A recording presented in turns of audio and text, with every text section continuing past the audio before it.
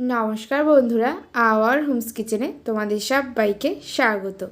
কিছুদিন বিরতির পর আজ আবারও তোমাদের সামনে নিয়ে চলে এসেছি দারুণ স্বাদের একটি রেসিপি।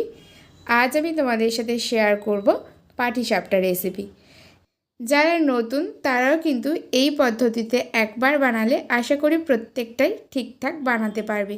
কোনো রকমভাবে কড়াই বা প্যানের মধ্যে আটকে যাবে না। প্রত্যেকটা তোমরা একেবারে দোকানের মতো পারফেক্ট তৈরি করতে পারবে, আর খেতেও ভারী সুন্দর লাগে। তাহলে চলো দেখে নেওয়া যাক আজকের রেসিপিটি এই ভিডিওটির মাধ্যমে। প্রথমেই নিয়ে নিয়েছি আমি সুজি।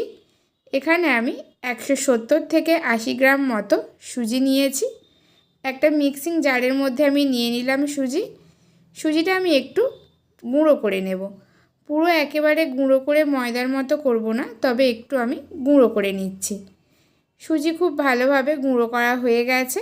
এবার আমি এই গুঁড়ো সুজিটা একটা পাত্রের মধ্যে ঢেলে নিলাম।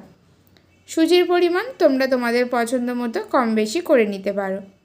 এবার সুজির মধ্যে আমি দিয়ে দিচ্ছি 1 চামচ গুঁড়ো দুধ, দিয়ে দেব 1 চামচ চিনি, আর দেব একদম অল্প পরিমাণ 1 চিমটে মতো লবণ। মিষ্টি রেসিপি হলেও একটু লবণ দিলে আমার মনে হয় স্বাদটা ভালো আসে। লবণটা তোমরা চাইলে ব্যবহার করতে পারো, নইলে তোমরা লবণ ছাড়াই রেসিপিটা তৈরি করতে পারো। এবার এই সমস্ত উপকরণ খুব ভালোভাবে আমি মিশিয়ে নিচ্ছি। চিনির পরিমাণটাও তোমরা তোমাদের স্বাদ মতো দেবে। যেহেতু এখানে গুঁড়ো দুধ আছে তাই আমি 1 চামচ চিনি দিলাম। তোমরা তোমাদের স্বাদ মতো চিনিটা দিয়ে দেবে। দেখো খুব ভালোভাবে মেশানো হয়ে গেছে। এবার আমি এর মধ্যে দিয়ে দেব দুধ। এখানে আমি গরুর দুধ ব্যবহার করছি, তোমরা চাইলে পাউডার দুধ গরম জলের মধ্যে গুলে নিয়েও ব্যবহার করতে পারো। দুধ আমি আগের থেকে ভালোভাবে জাল দিয়ে ফুটিয়ে রেখেছি। অল্প একটু ঠান্ডা করে নিয়ে তারপর আমি ব্যবহার করছি। একেবারে কিন্তু ঠান্ডা করিনি, অল্প গরম অবস্থাতেই আমি ব্যবহার করছি। এবার আমি অল্প অল্প দুধ দিয়ে খুব ভালোভাবে এই ব্যাটারটা তৈরি করব। ব্যাটারটা কিন্তু অবশ্যই তোমরা একটু সময় নিয়ে খুব ভালোভাবে তৈরি করবে, তাহলে তোমরা প্রত্যেকটা পাটিসাপটাই কিন্তু খুব ভালোভাবে তৈরি করতে পারবে। ব্যাটারটা কতটা পাতলা বা ঘন করবে সেটাও আমি তোমাদেরকে দেখিয়ে দিচ্ছি। দেখো আমি অল্প অল্প দুধ দিয়ে খুব ভালোভাবে ব্যাটারটা তৈরি করে নিয়েছি। তোমাদের হাতের কাছে যদি দুধ না থাকে তাহলে তোমরা এই ব্যাটারটা জল দিয়ে তৈরি করতে পারো, তবে দুধ দিয়ে তৈরি করলে ব্যাটারটা পাটিসাপটাটা খেতে ভারী সুন্দর লাগে। তো তোমাদেরকে দেখিয়ে দিলাম পাটিসাপটার ব্যাটারটা ঠিক কতটা পাতলা বা ঘন করবে। এবার দেখো এই ব্যাটার থেকে কিছুটা পরিমাণ আমি একটা বাটির মধ্যে কিছুটা তুলে নিয়েছি। এটার মধ্যে আমি একটু সামান্য পরিমাণ হলুদ ফুড কালার ব্যবহার করব। যে ডিজাইনটা আমি তৈরি করব তার জন্য আমি এটা করে নিচ্ছি। অল্প একটু পরিমাণ ইয়েলো ফুড কালার দিয়ে দিলাম, দিয়ে খুব ভালোভাবে আমি মিশ্রণের সঙ্গে মিশিয়ে নিচ্ছি। তো দেখো খুব ভালোভাবে হলুদ রং হয়ে গেছে। তোমরা এখানে তোমাদের পছন্দের মতো যে কোনো রং ব্যবহার করতে পারো। ফুড কালারটা দিয়ে আমি ব্যাটারটা খুব ভালোভাবে মিশিয়ে নিয়েছি। পুরো ব্যাটারটাই কিন্তু একেবারে হলুদ হয়ে গেছে। মিশ্রণ রেডি হয়ে গেছে। এগুলোকে আমি 10 মিনিটের জন্য রেস্টে রেখে দিচ্ছি। দেখো 10 মিনিট পর ফিরে এলাম। একটা ফ্রাই প্যান গরম করে নিয়ে তার মধ্যে আমি প্রথমেই একটু তেল দিয়ে দিচ্ছি। তেল তোমরা যে কোনো রকমভাবেই, ফ্রাই প্যান বলো কড়াই, যেখানেই তোমরা পাটিসাপটাটা তৈরি করবে তোমরা তোমাদের সুবিধা মতো তেলটা লাগিয়ে নেবে।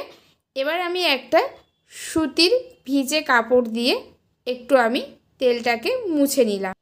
এবার আমি তোমাদেরকে ডিজাইনটা করে দেখাচ্ছি। দেখো যে ইয়েলো কালার ব্যাটারটা আমি তৈরি করেছিলাম, আমি একটা তেলের পাউচের মধ্যে ব্যাটারটা নিয়ে নিয়েছি। নিয়ে একটা মুখ আমি সরু করে কেটে নিয়েছি, আর তেলের পাউচটা আমি অর্ধেক করে কেটে নিয়েছি যাতে আমার সুবিধা হয়। আমার হাতের কাছে ইমামির রাইস ব্র্যান অয়েলের পাউচ ছিল, আমি সেটা ব্যবহার করলাম। তোমরা তোমাদের পছন্দ মতো যে কোনো কিছুর সাহায্যে এই ডিজাইনটা তোমরা তৈরি করে নিতে পারো। এবার এই হলুদ ডিজাইনের উপর আমি কিছুটা সাদা ব্যাটার দিয়ে দিলাম, দিয়ে একটু এরকম চামচ দিয়ে ছড়িয়ে চেষ্টা করছি গোল একটা শেপ দিয়ে নেওয়ার। এবারে কয়েক মিনিট আমি অপেক্ষা করব। খুব ভালোভাবে দেখো আস্তে আস্তে পাটিসাপটাটা হতে শুরু করেছে। এই রকম পর্যায়ে আমি উপর থেকে কিছুটা নারকেলের পুর দিয়ে দিলাম। এখানে আমি নারকেলের পুর ব্যবহার করছি, তোমরা তোমাদের পছন্দের মাখা সন্দেশের পুর ব্যবহার করতে পারো বা নারকেলের পুর ব্যবহার করতে পারো, সেটা তোমাদের পছন্দ মতো তোমরা ব্যবহার করবে। এবার দেখো আমি এটাকে পাটিসাপটার আকারে মুড়ে নিচ্ছি। কতটা সুন্দর দেখছো বন্ধুরা, প্যান থেকে ছেড়ে দিয়েছে, কোনো রকমভাবেই কিন্তু আটকে যায়নি। তোমরা যারা নতুন অবশ্যই একবার এই পদ্ধতিতে পাটিসাপটা বানিয়ে দেখো। আশা করি তোমরা প্রথমবারেই প্রত্যেকটা পারফেক্ট পাটিসাপটা বানাতে পারবে। আর একেবারে দোকানের মতো হয়েছে দেখো। আর এই ডিজাইনটার জন্যই কিন্তু ভারী সুন্দর দেখতে লাগছে। আমার তো খুবই ভালো লাগছে, তোমাদের কেমন লাগলো অবশ্যই কিন্তু কমেন্ট করে জানিও। দেখো পাটিসাপটা একেবারে তৈরি হয়ে গেছে, আমি এটাকে তুলে নিলাম। একই রকম পদ্ধতিতে আমি আবারও কয়েকটা পাটিসাপটা তৈরি করে নেব। আবার দেখো আমি প্যানের মধ্যে একটু তেল লাগিয়ে নিলাম, নিয়ে একটু মুছে নিলাম ভিজে কাপড় দিয়ে। ঠিক একই রকমভাবে আমি ডিজাইনটা তৈরি করে নিচ্ছি।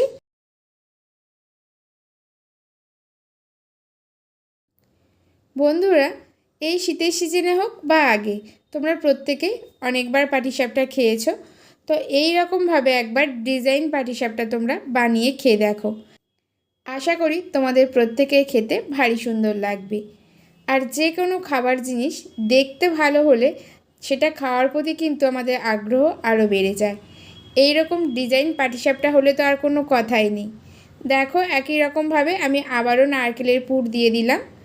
নারকেলের পুরটা তৈরি আর তোমাদের দেখায়নি, কারণ ভিডিওটা নইলে অনেকটাই বড় হয়ে যেতে পারে, তার জন্য নারকেলের পুরটা আমি চিনি বাতাসা দুটোর মিশ্রণে কিন্তু বানিয়েছি, যার ফলে একটু লালচে হয়েছে বাতাসা দেওয়ার জন্য।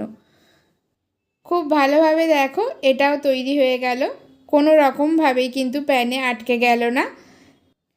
বন্ধুরা তোমাদের আজকের এই ডিজাইন পাটিসাপটা রেসিপিটি কেমন লাগলো অবশ্যই কিন্তু কমেন্ট করে জানিও। যদি তোমাদের এই রেসিপিটা কোথাও ভালো লেগে থাকে তাহলে ভিডিওটিতে একটি লাইক করে দিও, আর আমার ইউটিউব চ্যানেলটাকে সাবস্ক্রাইব করে তোমরা সবাই আমার সঙ্গে থেকো। আর অবশ্যই এই শীতের সিজনে একবার হলেও ডিজাইন পাটিসাপটা এই পদ্ধতিতে বানিয়ে খেয়ে দেখো। আশা করি তোমাদের প্রত্যেকের খেতে ভারী সুন্দর লাগবে। আজ তাহলে এই পর্যন্ত, ফিরে আসবো অন্য কোনো একটা নতুন রেসিপি নিয়ে। ততক্ষণে তোমরা সবাই সুস্থ থেকো, ভালো থেকো। সবাইকে নমস্কার।